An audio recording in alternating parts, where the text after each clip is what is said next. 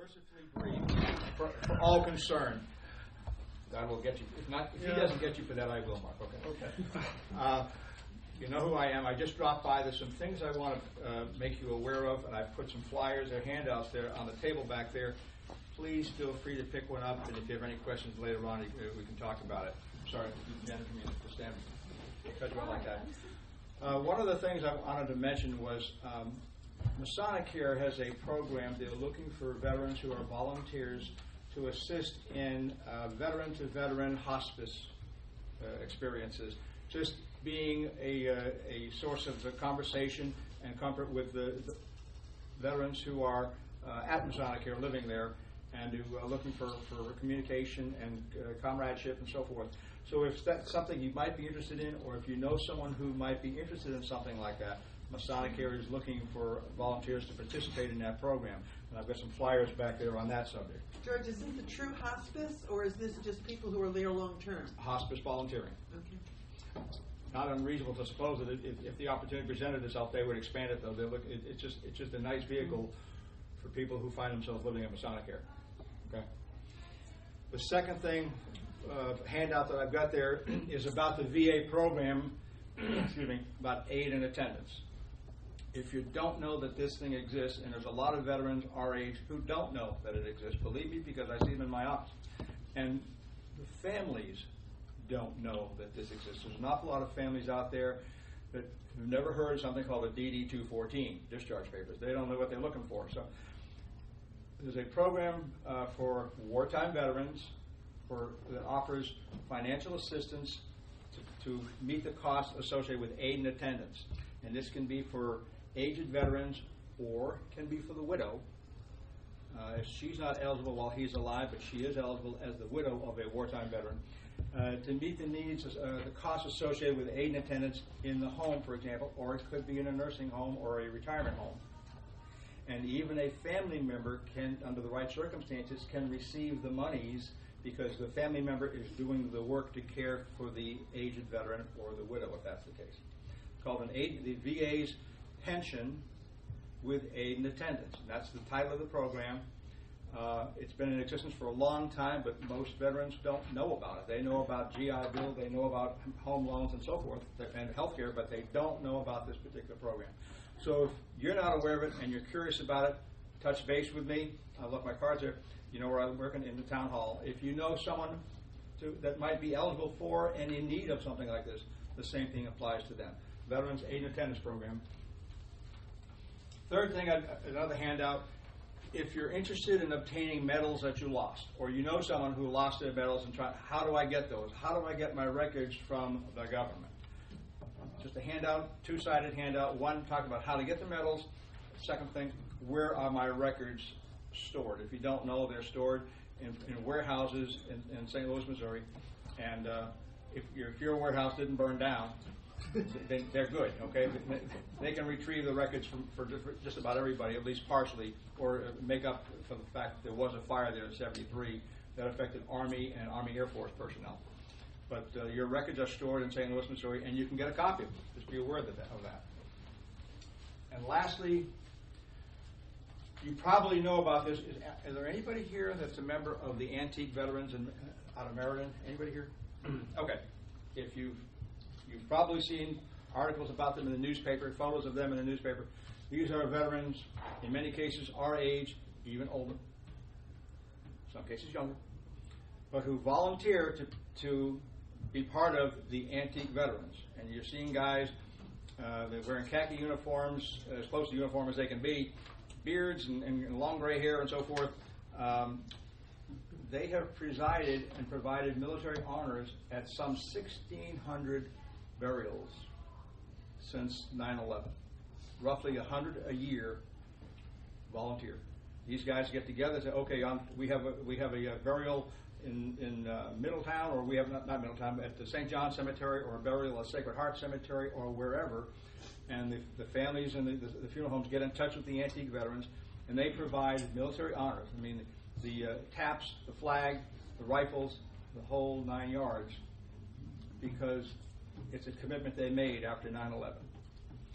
They're looking for new membership because, frankly, they've been burying some of their own.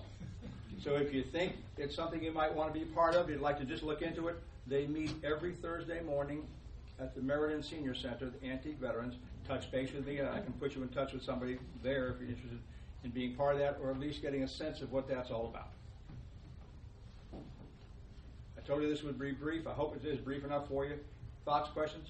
Do they have a commander, the Antique Veterans? They do. I think it's Bill O'Neill right now, but don't quote me on that. I think it's Bill, and we have a local guy here, Bill Cox, who's kind of the local liaison to them. He's part of the Antique Veterans as well. Well, can we get their commander in here sometime next year? Just tell us about their group. Would you ask them? I would. Thank you. Thank you for your time. I look forward to your presentation, Ben. Thank you, George.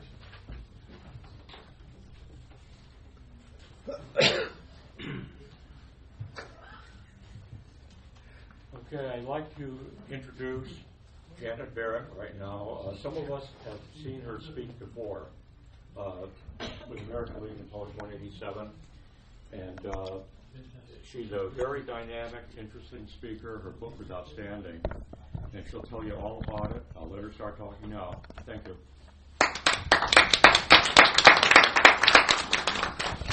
Thank you, everyone, and thank you for inviting me. With coffee and donuts this morning, how about a good war story? Emphasis on good, okay? This one has to do with a bunch of Marines, all ranking Marines, all members of the 75 millimeter recoilless rifle platoon in Korea during the Korean War. Only thing was, one of them had 4 legs, and her name was Reckless. She was required to haul the heavy shells for the recoilless rifles. In the jargon of the day, the Reckless rifles. Fired by the guys called themselves the Reckless Rifle Boys. So it's easy to see where she got her name. What she did for these guys, and in time so brilliantly, had everything to do with how the Korean War changed. And the Korean War changed dramatically. About 1 year into the war, and unfortunately it would turn out to be only a third of the way through, everything about it changed, where it was fought, how it was fought, distribution of the troops, rules of engagement, all of that changed. And that's what, in time, paved the way for her story. So if you will indulge me a little bit of time for some history, I think to understand the lead up to the war and the early going is going to give you a better context to understand her story and why she became so important to these guys, indeed why she was so cherished. However, a bit of a side note first. Reckless was always called a horse. She was a horse. She was a war horse. Guy said she could be quite the mare when she wanted to be. I drive some horse people here, you would know what that's all about. Anyone would, really. The fact of the matter is she was a very small pony. She was 11 hands, 1 inch. That's small for a pony. Ponies go up to 14.2. A hand is an equine measurement. In the old days, it's 4 inches. In the old days, they literally went up the side of a horse like this. So 11 hands, 1 inch, 11 times 4, 44 plus 1, 45 inches to the withers. The withers is the inside elbow, where the neck and the back meet. There's a hump of bone there. That's the withers. I'm 5'3". I put the top of her back about here. Now, I could just lean myself over her, right? So now I'm going to amend what I said. Not so much small as low down, okay? She had a butt on her would have made a quarter horse proud. She had a good, strong, broad back, well-muscled shoulders, good, strong neck, but indeed she was low down. So I tell you all of this, okay? Remember, she was small. I talked to more than 60 guys that knew her in Korea. They like to say served with her. And thereafter, I never heard anyone say pony. Not one. A couple of them said to me in really hushed tones, they said, she was very small. She was very small. But she was their horse. She was their war horse. Mostly they just yelled, hey, Reckless. So I honor that. And you Marines, or pony, a little bit wussy, right? You know, doesn't quite work. Okay, so for some history, Korean War started at the end of June 1950. It was a civil war. North Korea invaded South Korea. Simple as that. Several points of invasion along the divide between the Koreas, 155 miles from the Sea of Japan in the east to the Yellow Sea in the west.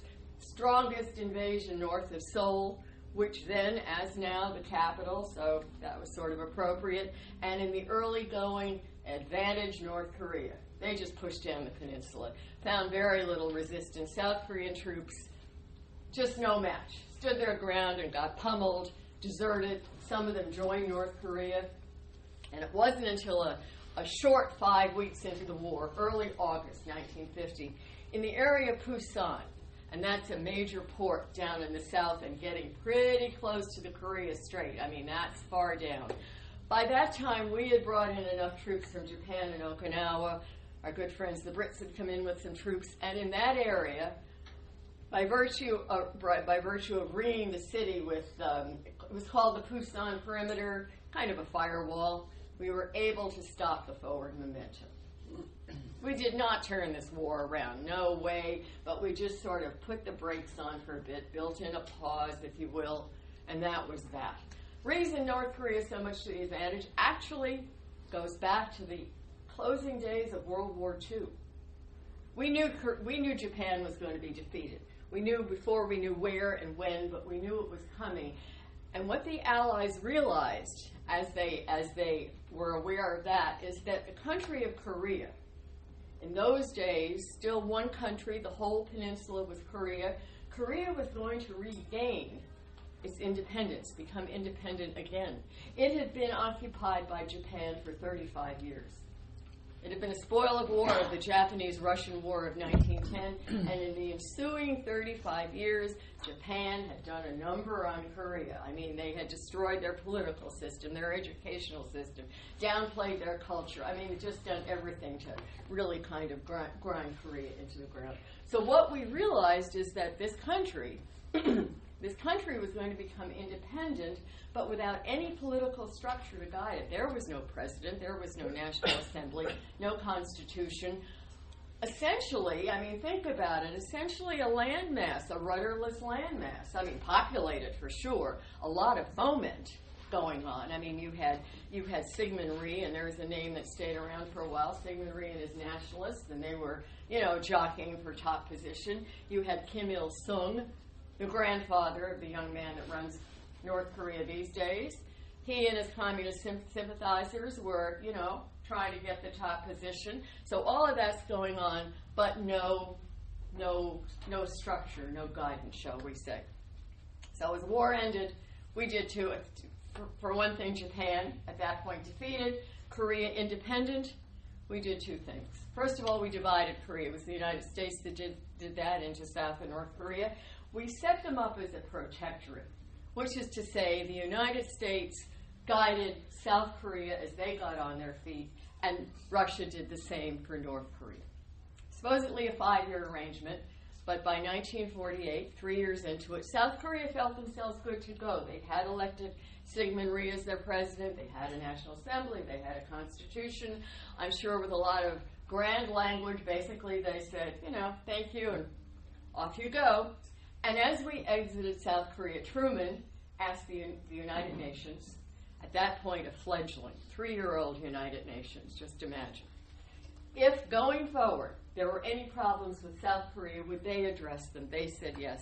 And that's what set up, when war broke out, that it be a United Nations undertaking, when war broke out 2 years later. We left some army in country, less than a brigade, sort of helpmate, peacekeepers, whatever. We left what materiel was in country. We did nothing more than that. In the north, it was quite different. Russia stayed on. They didn't leave. Russia trained North Korean troops. Russia moved in materiel, and that's what set up North Korea to be so much to the advantage and invade South Korea 2 years later. However, important to remember, this was going to be a short war. I'm sure a lot of you do remember. I mean, this was going to be a matter of months. We were going to go in. We were going to push North Korea back over the line and get out. Initially, Truman hoped he wouldn't even need boots on the ground. He thought maybe naval blockade and air support would do it. That didn't work. But, I mean, again, quick in and out. Word on the street, boys were going to be home at Christmas time. He asked General Douglas MacArthur to command United Nations forces. MacArthur at the time was Supreme Allied Commander in the Far East, in charge of the occupation of Japan. course, the general said yes.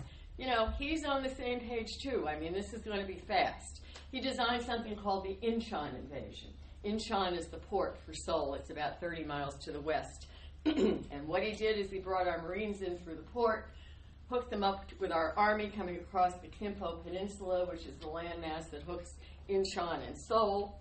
They re-entered Seoul. It was a tough battle, but they retook the capital, returned it to South Korea in a formal ceremony. In the process, broke the backs of the North Korean supply lines, sent their troops into disarray.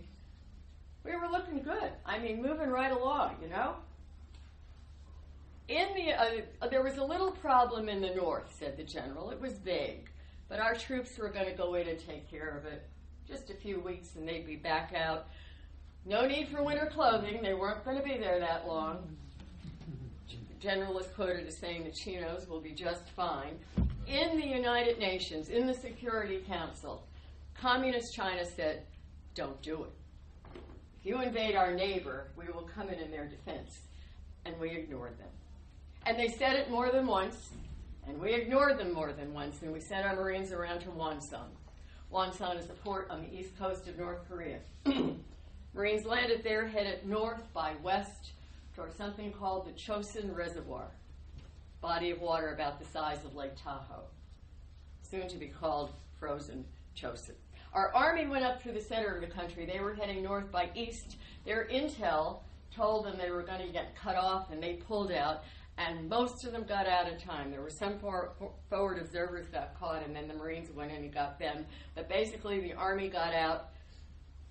The Marines not so lucky. They didn't get cut off. They got surrounded.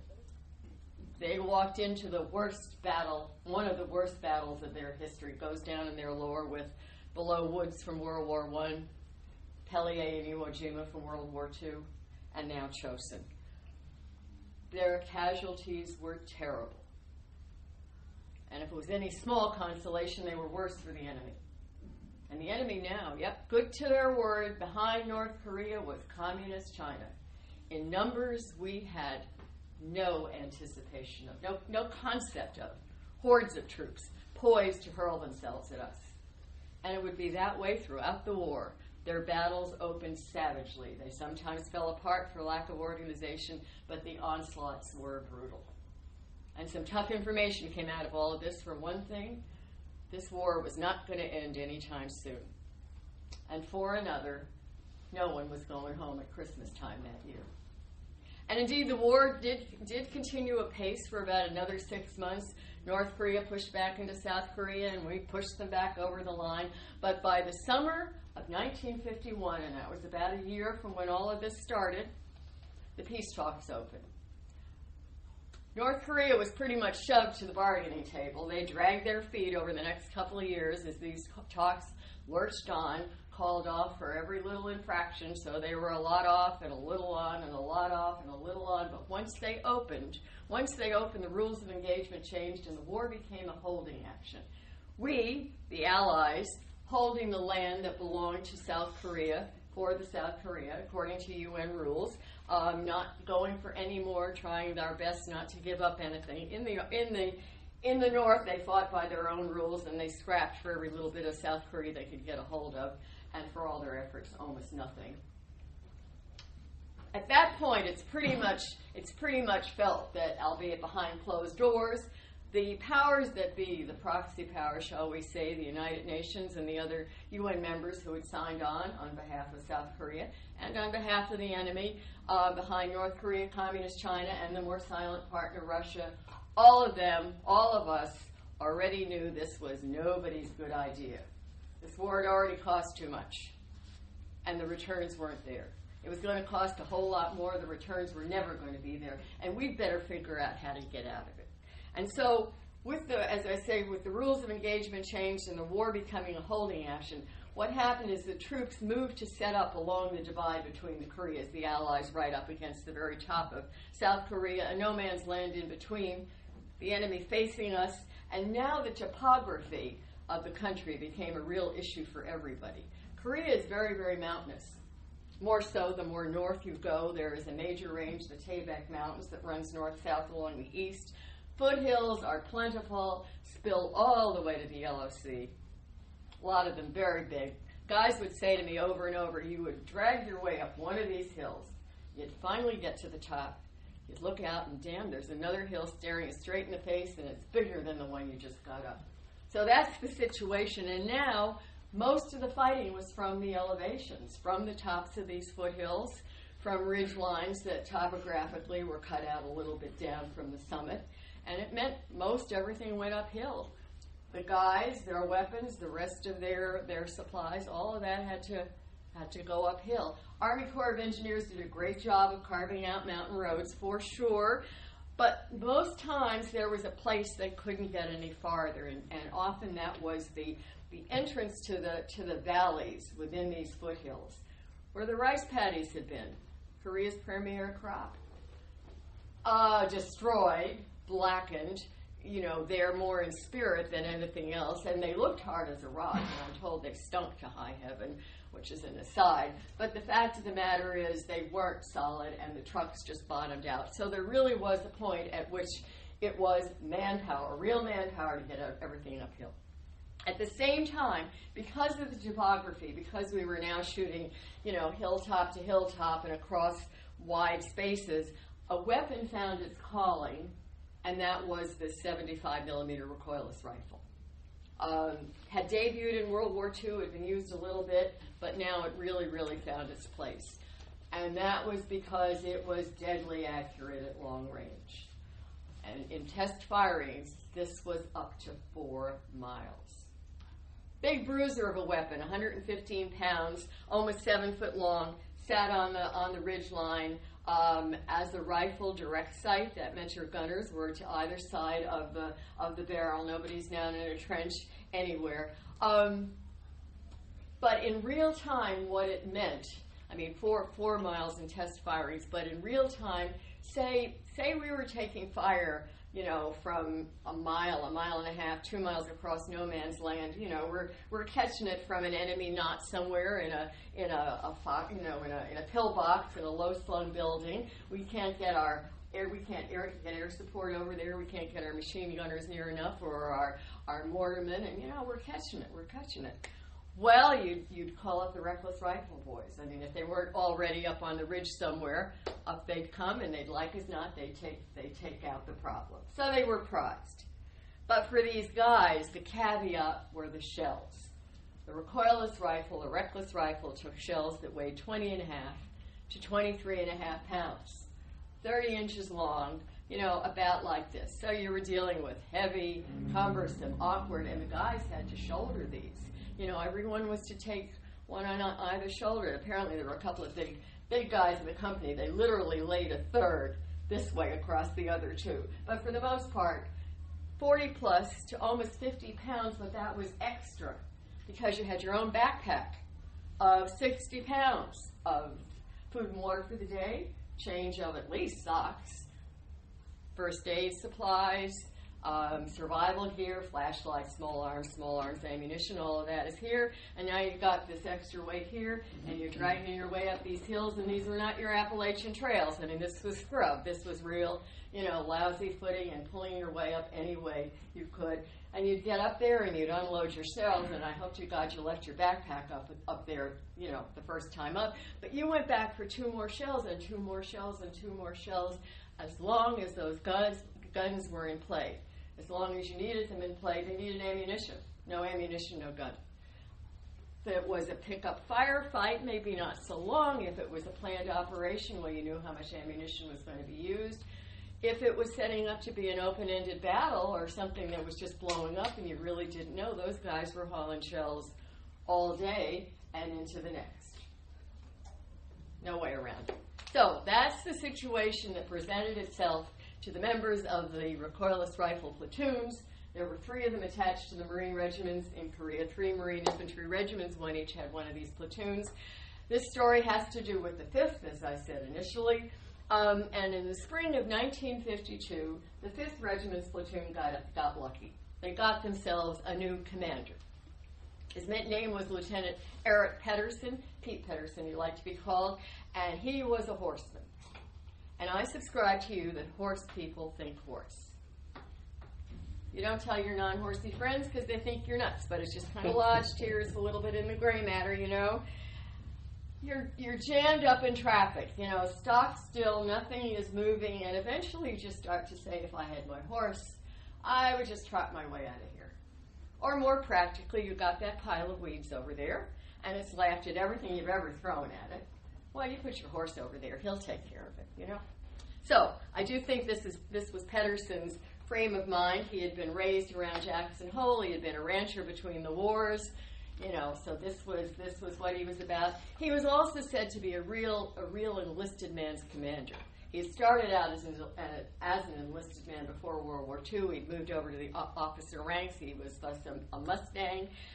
I think he watched those guys breaking their backs until he just couldn't take it anymore, until he just had had it. And he decided maybe a horse could help. Horses were not official equipment in the Korean War. But his superiors, knowing his background, I think basically said, Pete, you want a horse? Fine, just go get a horse. And could we just not talk about this anymore? Just do it.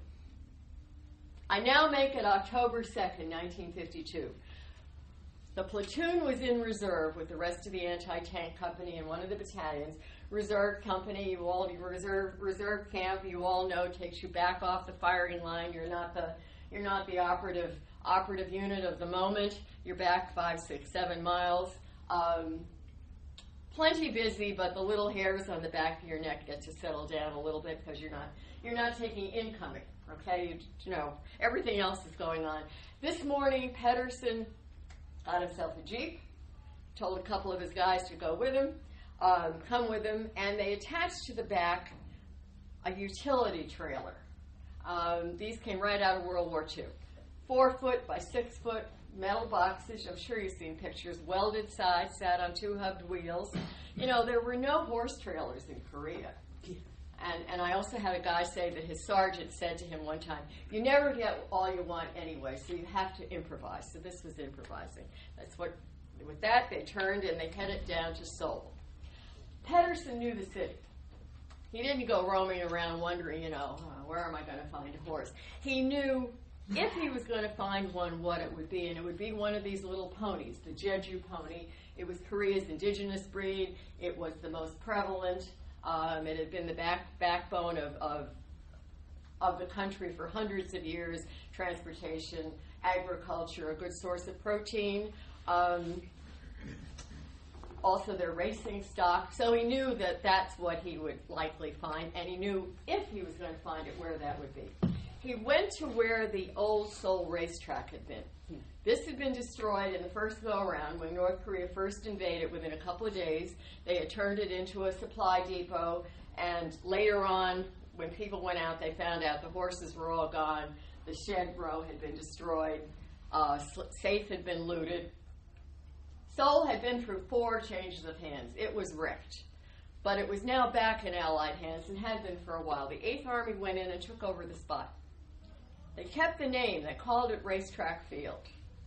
Now said to be the busiest air hub in the Far East. 1 runway, incoming, outgoing, all day long. I mean, that had to have been some commotion, right? Everybody jumping off for the front went through Racetrack Field. Your USO players, there were about 5,000 of them through the war. Marilyn Monroe, you've seen all the pictures, right? Her laying down on the floor of the helicopter, Bob Hope, all the biggies, but a whole lot more than that.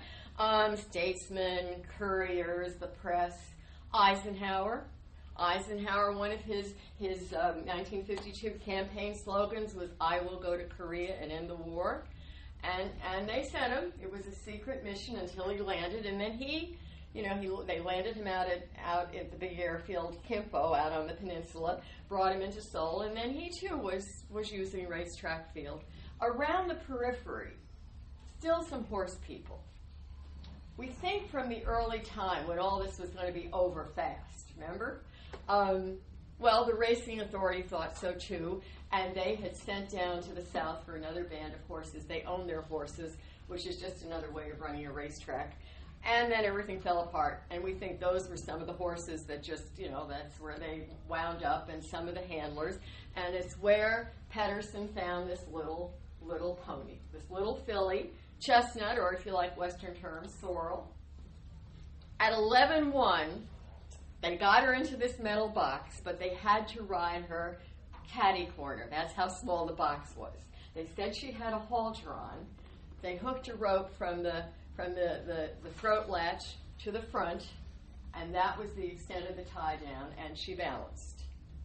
And they turned this rig around, and they headed back for reserve camp. The Marine that remembers this procession rolling through the gate in the late afternoon said it turned the air blue with a whole lot of, what the blankety blank is this blankety blank horse doing here? And this guy said to me, we said a whole lot more than that. I just can't say it to you. And I said, okay, I'll imagine. And it was the start of this amazing story. Pedersen stayed in the loop, but he was the commander. He had more to do than just take care of the horse. He turned Reckless's care over to his gunnery sergeant, right-hand man to the commander, runs the show day to day. I think the combination of these two men was brilliant because Pedersen, a rancher, particular part of the sport, a little bit of money, interested in conformation and breeding. He had 250 Yankee greenbacks in his pocket to buy her, didn't have to requisition military funds. Joe Latham, so much the opposite. Poor Southern horseman. He grew up working on an Aunt and Uncle's farm in the South. And I think Latham knew, as well as anybody, how to make a horse do day to day something they had no natural inclination to do, and to do it willingly. And he said to me, I had the luck to talk to him years later before he passed, and he said, if you're good to them, they will do anything you want. He knew he had to do two things. Excuse me. He knew he had to condition her. Condition, habituation, same thing. It is to convince a horse, and it can be done. You can convince a horse that terrible sight or that terrible sound, if the horse approaches it the way you teach it to, will not kill it. I mean, that's basically what conditioning is all about. To do this in a war zone, where you couldn't go up on the ridge and say, could we stop the war for a minute, please, while we train the horse? You gunners over there, could you just be quiet? And you mortarmen, obviously not possible. I think to achieve what they did to train her and condition her in that situation really spoke to the steel she was made of. The other thing he knew he had to do is he had to get all of these Marines to bond together into one tight unit. One of them had 4 legs. That was it. That was the only difference. He needed them, just to glue together. And early on, he was always telling these guys, go up to her paddock and make sure she's okay, and does she need any water, and maybe she wants a treat, or did she have enough breakfast, and this and that and the other thing. And apparently it took no encouragement at all. There was always somebody up there. These guys made her one of them. And if you ask them today, they almost, it is so quiet what they say. They say to me, she was a Marine. She was one of us, Semper Fi. That's all they say. They don't overplay it at all. For her part, she embraced all things Marine. She loved their sea rations. I like to say she shared them generously with the guys. Ate all of their mess hall chow, except I had a cook tell me she didn't like syrup on her pancakes. Drank a lot of beer, Goebel beer, brewed in Detroit. The slogan was, brewed in Detroit for good taste. The guy said, not quite. It was pretty bad. She thought it was pretty good, and she drank plenty of that. She drank some whiskey, an occasional mixed drink. Ate their cigarettes. Liked it if you would open the pack, and if you weren't quick about that, she ate them anyway. Slept in their tents when she wanted to. Remember, she was low down, especially in reserve camp, where the camps were fenced in and she had the run of the camp. If on a given night she would just glide in. They said she was a hog. She would plop down right in front of the kerosene stove. Everybody just moved over. Nobody cared. Reckless is here, just moved a little this way and that. And she ran in their bunkers. You know, when they were on the front line and they took incoming, and you all know that's over firing the lines, the yell in camp is incoming, incoming, and you run. If she was in her paddock, she had her own bunker, you know, regulation bunker, properly positioned away from the firing line. If she was out of the paddock with one of the guys, like as not, she would just run into a bunker with them. So these were regulation 8-man bunkers. So it was 8 men and a horse. They gave her rank. She was private first class. That came very quickly. Serial number was H1. I don't think there was ever an H2. They say by the new year, by the beginning of 53, she was an integral member of the platoon. It was no longer a question of, you know, should we take reckless? When these guys went out, if they went out on patrol looking for trouble, if they were called up on the ridge, they went, she went. She was also clearly on the fast track for a promotion. She made corporal in 4 months. What they needed done goes back to what I said initially. They needed a way to get these heavy shells uphill. And that was still at the crux of it. Before she became reckless, before this great story grew up around her, that's what they needed, and that's what they still needed. And when fighting broke out, you know, wherever it broke out on, you know, on the main line or on one of the hilltops, they would position ammunition as close as they could get to that point. If they thought this was going to be something, you know, not of any great consequence, they might just be pulling up a truck and working out of the back of a truck. Sometimes they actually started to stockpile ammo, an ammo dump, an ammo depot. And she and a handler would come to that point. They would strap shells on her back. She wore a pack saddle, and then they had a series of straps, kind of a pannier thing where, you know, they attached the shells. Published photos show 4, all published photos. There were times, I think, Latham bumped the number as needed, but he was also a conservative and smart horseman, and you keep that weight down, and she was going to last. They would give her a treat and a smack on her butt, and she and her handler would go back, usually out across one of these open areas, you know, cutting across on one of the berms that cut across the rice paddies, and then scale the hill to the front lines, and they would unload her, give her another treat, another smack on the butt. She was a gourmand. It was all about food. And they would go back and forth, hour upon hour as needed. I mean, this was tough going. She was used hard. They cut her no quarter, just like the rest of them. Gave her water, gave her treats, gave her rest when they could, and sometimes they just couldn't, and she and that handler kept going. What they got her to do, and what made the story so amazing, is she was able to do this alone. They got her to the point, and remember, visually this stuff changed. I mean, wherever the fighting broke out, and in relation to that, wherever the ammo was positioned, I mean, that was always different. They would show her the route a couple of times, and then she would go by herself, going back and forth and back and forth. Again, giving breaks, all of that, but just dogged. I mean, it spoke to, you know, whatever adjective you want to give her, courageous, dogged, indomitable. I mean, she was all of that. And they said even when shrapnel was falling, you know, when they were taking incoming, she would not turn around. She would not back up. She would try to get to a hill if she could and flatten herself against a hill, but she was always forward. And one guy said to me, thank goodness they got her to go alone. She was that fast. No one could keep up with her. What she did and how this situation worked is she made these guys her herd. And that's really at the basis. I mean, a horse is a herd animal. They run in the herd of nature. Others do the same. These guys became senior members of the herd for her. Some of them were up on the front line. Some of them were at the ammo dump or in camp where she was surrounded. And it was that force field, that energy field that held this whole thing together. Certainly love, certainly attachment. But, you know, the force of the herd, much of which is a hierarchy of age, and she was young, and these guys were all senior members. And I will be fanciful and say, even, you know, on a given day when in horsey terms she said, stupid idea this was, you know, I'm going back to Seoul. I mean, even then, it was the power of the herd that made this whole thing work. By the spring of 1953, events in the world were starting to telegraph, we've got to get out of here. We've got to wrap this thing up. We've come as far as we can go. Eisenhower, for one thing, had come back and said that he found it unacceptable for our men, our troops, to be standing on the front line of another country, holding that country's land without resolution. Joe Stalin had died, and I think now the Kremlin was far more concerned with who was going to lead them next than the problems of a little country thousands of miles away. And even interestingly, Communist China.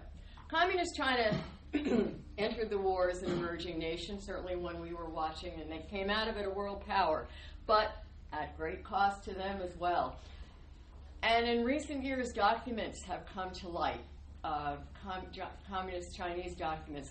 One of them, there is an exchange between Mao Zedong, their leader at the time, and the top commander in Korea, in which Mao was asking for a reading on the situation.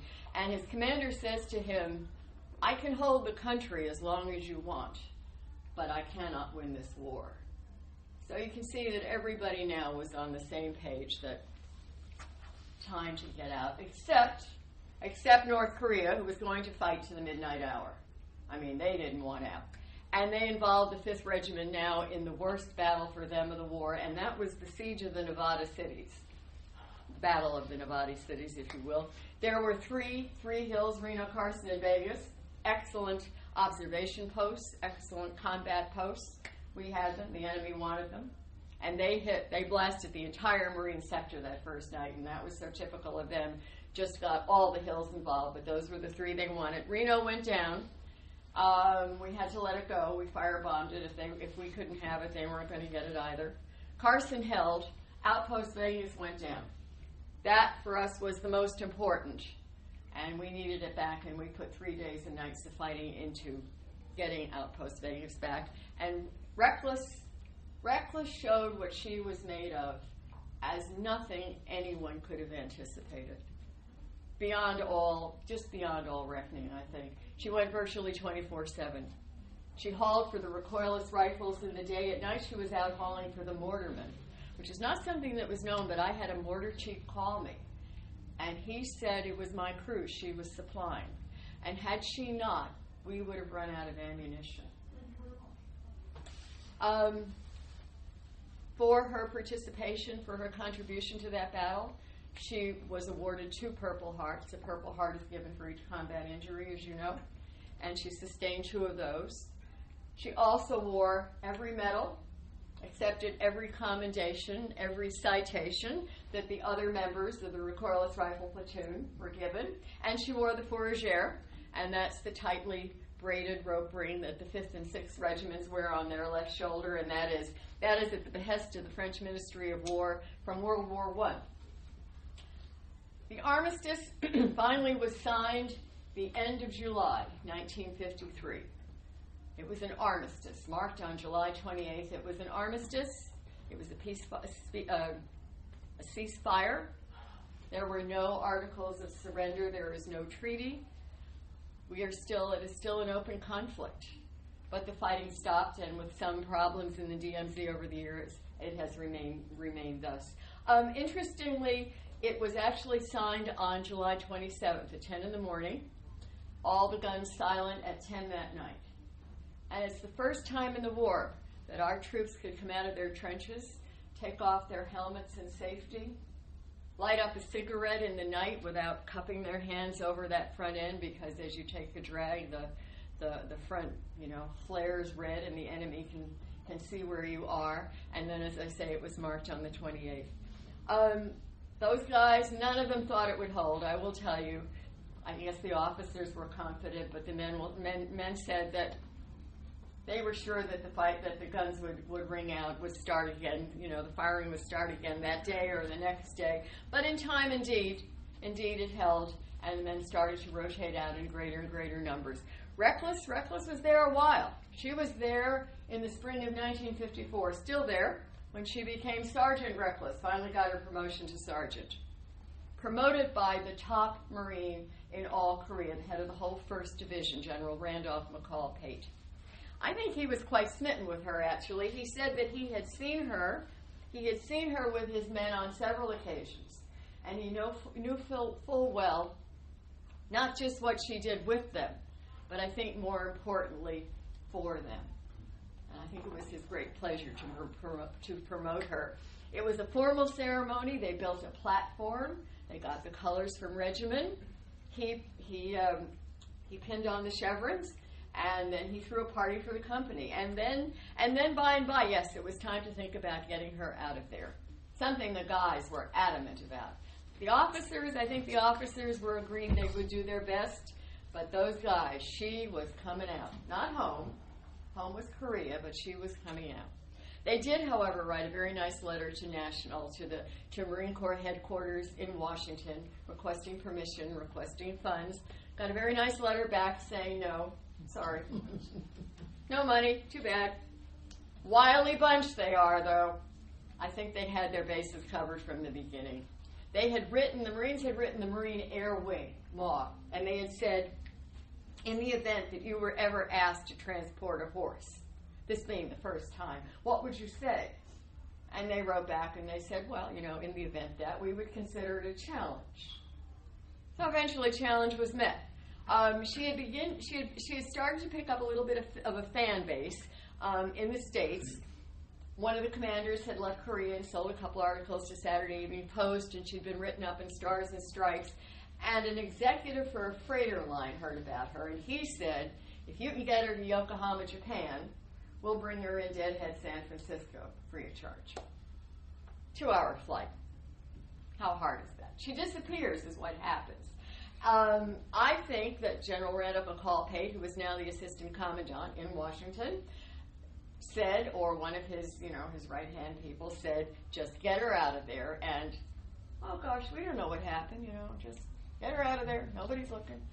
Somebody looked up, one of the guys looked up, and she was gone from camp, and he asked a buddy, and the buddy said, oh, they just took her down to Kimpo, which, was the big airfield, put her on a flying boxcar, planes that the bottom cantilevers down, 2 hours later, she's on the pier in Yokohama, where, surprise, the SS Pacific Transport has been in dock for 24 hours. This was a story that was a secret in Korea, but not in Japan. The ship had been in port. The Marines had gone on board. They had built her a cabin behind the wheelhouse, starboard side. They'd moved in all of her supplies, her bedding, and her food, and so forth. So, obviously they knew what was going on. And there she arrives on the pier. They put her in a loading crate, winched her up, set her down on deck and into her quarters. This was a working freighter, by the way. It was full of large white albacore tuna, reckless in the fish. Turned that ship around, headed up the coast to Otaru, packed in a little bit more fish, and then they headed for San Francisco, northern route to San Francisco. One of these stories that also kind of grew whiskers through the years, it was reported that the ship hit a typhoon and she was almost washed overboard, except the refrigeration engineer on that very voyage called me, and he'd kept a log of every crossing, and he's on the phone reading to me that the weather was absolutely perfect, calm seas, no weather anywhere north of Indonesia. She was a wonderful passenger. The captain turned her care over to an able-bodied seaman who in civilian life was a rancher, who said she was the best horse he had ever handled. And for her part, cooked to Captain, as you passed her stall, please stop and say hello. And if you're smart, keep your smokes in your pocket. Ship put into the Embarcadero the night of November 9th, too late to present papers, and that meant that Reckless came off the ship onto American soil the morning of November 10th, 1954. November 10th is the Marine Corps' official birthday. How cool is that? Met a pier full of press, reporters and photographers, went on to the Marine Memorial Club for another press event. That night she was the guest of honor at their birthday bash. As the youngest Marine there, she accepted the first piece of cake to a round of applause, turned around and started eating the flowers off the dais. Got another round of applause. Little darling could do no wrong. Next day they took her to the Bohemian Club. And if you know San Francisco, this is a male membership club. I would describe it as a resolutely all-male bastion. To this day, she is said to be the only four-legged female who ever bellied up to the bar.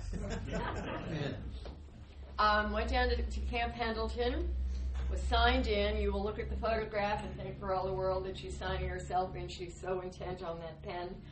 Spent a couple of months at, by then, Captain Pedersen's little ranch outside of base. That was the extent of Department of Agriculture quarantine, which is to say wasn't going to happen. But she was there for a couple of months. Then she was back at Camp Pendleton on active duty, Sergeant Reckless, for the next 5 years. Different assignment, no longer the war footing, of course. Represented the regiment at all official functions, promotions, retirements, the like. She was always on the parade ground with the crowd. Every summer there was a major rodeo for Navy Relief, and she led the parade, leading in the likes of Roy Rogers, Dale Evans, stars like that. And I think what the guys liked the most is she went on their long training marches, their force marches, the multi-day marches. And they said that whenever the column was about to march down Main Street of whatever town was on the route, they brought her to the front. She would be right behind the colors, leading the column down Main Street. And there was one march, took the whole regiment, 5,000 men, the whole regiment to San Diego. That was a 50-mile march. And there she was in downtown San Diego, right behind the colors, leading all those guys through the streets of San Diego. They said she had an aura about her. I mean, just a presence that said, I am reckless. And this is where I belong. One more promotion. In 1959, Reckless got her rocker, as the Marines say. She became Staff Sergeant Reckless, grade E6. Pretty good going. And she was promoted by the Commandant. Even though I had a Marine say to me rather testily, I think, the Commandant does not promote anybody. Leastwise, he doesn't promote a horse. And I said, well, yeah. Well, the Commandant was General Randolph McCall Pate, now the Commandant. And I will tell you in photographs that he looks very, very proud to be with surely one of his favorite horses. And then the next year she was retired. The formal warrant said in lieu of pay, full mess and board. She had a ceremony for her. This time she was watching the others on the parade grounds, troops marching for her review. And then at the end, she and her handler walked around the parade ground one last time. They said she was generally a very quiet horse. But this day, at the exit, she stopped, and she threw back her head and let out one giant whinny. The Marine that told me this, he said he thought she was being very, very traditional, because short-timers will take a pack of playing cards, and each day they throw out a card, and on that final day, as they're driving off the base, they hand the ace of spades to the MP. And he said, in effect, she was handing off her ace of spades. In retirement, they say she was belly deep in alfalfa. So I would imagine her care was top-notch. She had 2 more foals for a total of 4. And over the years, she had thousands of visitors, including many guys that knew her in Korea and now came back with their families. And one guy said to me, he said, to my 5-year-old, it really didn't mean anything. She was a very pretty little horse, and that was the extent of that. And he wasn't so sure that his wife got much of the import either, But he said it was very important for him to introduce them to the horse who had kept that ammunition moving forward and who had taken the wounded and the dead off the hills and out of harm's way. Today there are 2 statues to her honor. One is at the National Museum of the Marine Corps in Triangle, Virginia. That's just outside of Marine Corps Base Quantico. And last fall, another one was unveiled at Camp Pendleton. Marines will tell you that because of what Reckless did, a lot of guys came out of Korea alive who would not have otherwise. And in closing, I'll tell you what else they like to say. They like to say she's the only horse who came out of that war with fame and a name. They called her Reckless, and that's her story.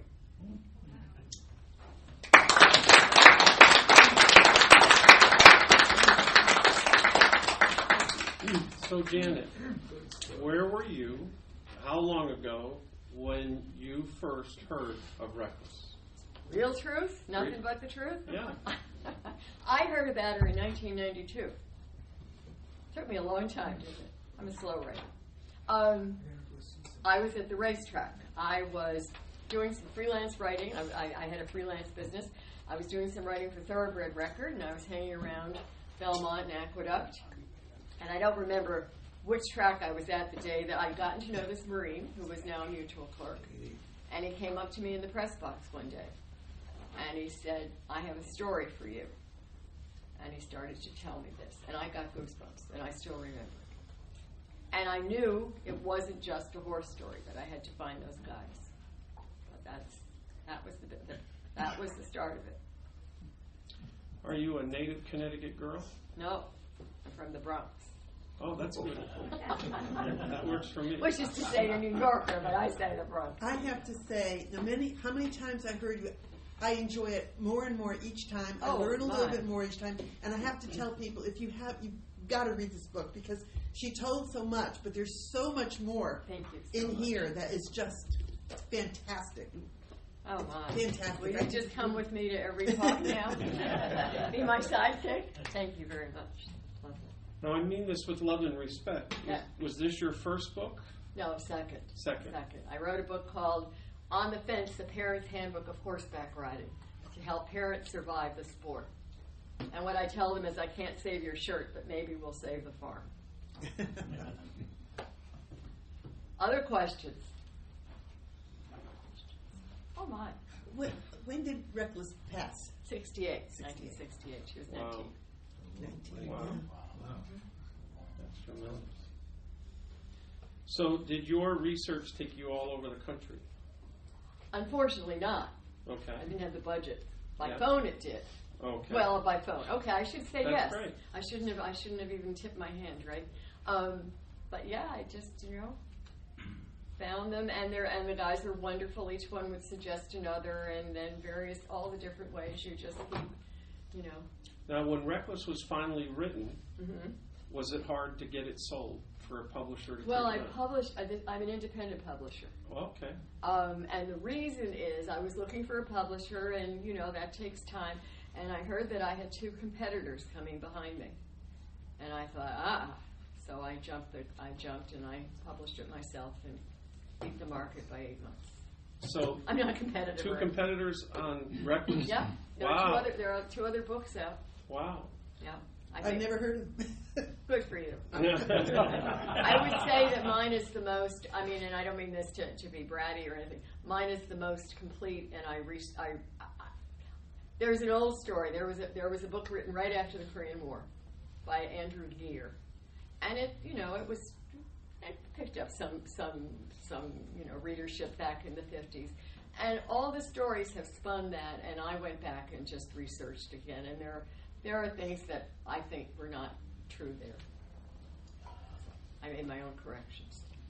Where is home for you now? Chester.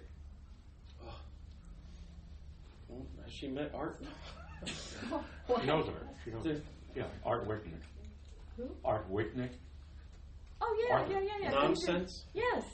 He's in Haddam. Higginham. Yes. Well, he's actually the one that got me to the American Legion. Yeah. That's wonderful. Yeah.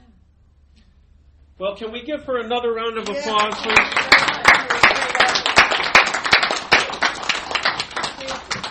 There are books here if anyone is interested. There's $17. Gotta get that book. I'll tell you. Just a few I'm going quick, to sign you up. quick announcements, and then we'll close. Real quick, would you do me a favor? You're a guest this morning. Your first name? Kathy. Kathy and Debbie invited you? No. Pat invited me. Oh, great. Is anybody here invited by Debbie? Okay. So anyway, I'm glad that you're here. And guess what? Oh, I'm sorry. Because you're here, we meet once a month on Tuesday at 10 o'clock. There's always free coffee and donuts. If you ever want to join us, you're more than welcome to join. We start with the pledge. We try to listen to a guest speaker. We always close in a prayer. Hope you won't mind that. Number 2, could you please give a round of applause to Bob Boucher? I don't know how well you all know Bob, but I don't think there's a day I don't hear from Bob, either in an email or something. He's working, in my opinion, tirelessly behind the scenes to make sure all of you have a great Tuesday Veterans Coffee House. So I just love the guy. I just love what he does, and I wish you all knew him like I've come to know him. And Janet, it is an honor to have you here. It really is. Thank you very much. An honor to be here, and you're a wonderful audience. Thank you. Thank you very much. I'm going to donate this to the Wallingford Senior Center, so they have a library in the front of the building. If you're anything like me, I don't know why, love military aircraft. So I always think, you remember, what is it? Big things come in little packages. I was never a proponent of that. The bigger the box, the bigger the better. I saw this book. I got it a few years ago at Costco just because it was so big. Just a little pocketbook. Yeah, I said I got to have it. But there's some phenomenal pictures in here. To piggyback on what George was saying earlier about aid and attendance, we're going to be having an attorney come in here in October. And one of the things he specializes is helping veterans get benefits that they deserve, because a lot of benefits say, well, a lot of veterans will say, I can't qualify for that. I can't. Well, this guy's going to help you qualify. And I'm asking George, I think I've mentioned this to you once before, I want George to be here kind of as our guard dog, or on guard duty. So if he smells any BS from this attorney, he's going to tell us, okay? But I met this guy, he came to my office, did a presentation, and it's the first attorney I've met in a long time that I thought, he's got the kind of bedside manner that's important to me, okay? I was telling somebody the other day, I was just telling you this morning, we were talking about jewelry stores in St. Thomas. And I said, well, we've got this famous favorite jewelry store in St. Thomas. I've only been there twice. The guy could be just filling me a pile of it. He could be ripping me off, but I just love the guy. He's just so nice. He always gives me a rum drink. So everything about the guy, I love him. So if he's ripping me off, well, he deserves it because he's so nice. And that's how I feel about this attorney. I don't want him to rip anybody off, but I like him so much. I think we can all really benefit from it, okay? So anybody have any questions about anything? Our guest speaker next month, real quick. Yeah, that will be John White of Cheshire, and he was a naval officer during Vietnam, and he's written books, various subjects, and so forth. And he's also a literary agent in his career, dealing with other authors and so forth. He's had published over 300 books. So it should be an interesting subject that he'll be talking about on August 29th here. So this guy, John, said that never happened, and they tried to squash him for saying that. And a very famous admiral, what was the admiral's name? James Stockdale. Came to his defense. You're not going to want to miss. You're going to want to tell your friends. It's wicked cool, and he's such a sweetheart of a guy. Okay? Anything else? Anybody? George? Thank you very much, sir. Love it when you come. Okay? I'd like to mention just one thing. See, there is one more thing. Yes, Bob? Okay. Tom. Yeah, am I pronouncing your last name Oliveira? Yes, sir. Okay. Tom is not a veteran, but he has veterans in his heart, and he's going to be video taping any presentations that we're going to ask him for. And I think it's very gracious on his part to offer to help us and videotape and have a library of speakers that will help other coffee houses or Legion Post or whatever. On September 19th, we will be starting up the Veterans Coffee House in Cheshire, Connecticut. So, of course, if you wish to go to the first meeting, by all means, let us know. And that's about it. I think we're all set. Well, so thanks again, Tommy. Tom's sitting here in bare feet, and any guy who can sit here in bare feet is my kind of guy. With regards to the Cheshire Coffee House, they contacted us, asked us if we would be willing to do the same thing there. And we're going to tell you when the date is, because we would like you all to try to come out that morning just to support Cheshire's veterans. And I'll tell you why. Their senior center is not as vivacious as this one is. So if they see all of you come out, I think that ought to help them. And Bob and I already met this one guy who's an unbelievable character. He was in Vietnam. He was a gunner. And he has got some unbelievable stories. We're trying to talk him into talking to us. Did I say that correctly? Don't listen, Janet. I feel like Janet could be an English teacher I had years ago, criticizing me on every little thing that I say. But I just love this guy because he just tells it like it is without thinking. So he's really shy, but we're going to try to get him to speak for us. I think you would just adore him. Would you just close your eyes for me and bow your head in prayer for me? Father God, you have continued to bless us with amazing friendships and amazing gifts. Janet's story about Reckless is just phenomenal. And just I think about the millions of people that don't know the story, just like they don't know the story of Thomas Hudner and Jesse Brown. We're just so grateful to Bob for his tenacity, always trying to do what's great for this group.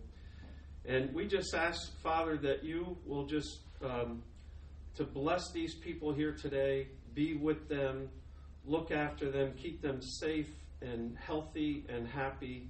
And we just look forward to more of these types of events coming in the future. Father God, we just thank you so much. In your Son's most precious name, amen. Amen. Thank you, everybody. Thank you, Janet. Oh, thank you.